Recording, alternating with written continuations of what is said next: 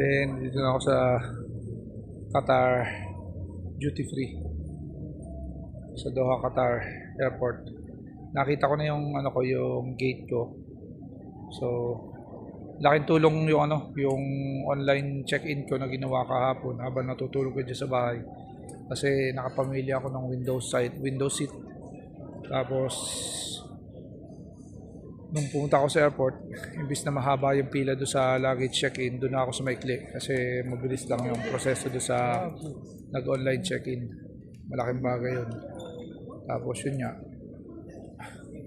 paglapag namin dito sa sa Doha, Qatar, inaano po na kagad yung immigration para makalagpas na kagad ako doon. Tapos sinanap ko na kagad yung gate ko. Nakita ko na yung gate ko ngayon kaya nandito ko nagwi-window shopping kung saan malapit lang yung gate ko. Meron akong almost 4 hours na waiting time para doon sa next flight ko. Yung accommodation naman dito sa Qatar Airways maganda, maganda. Maayos. Wala akong meals na miss kasi ginigising talaga nila pagka kakain na. Mas maganda yung accommodation, malinis, friendly lahat ng staff. Tawagan kita ulit mamaya, be ha. Love you. I miss you so much, be.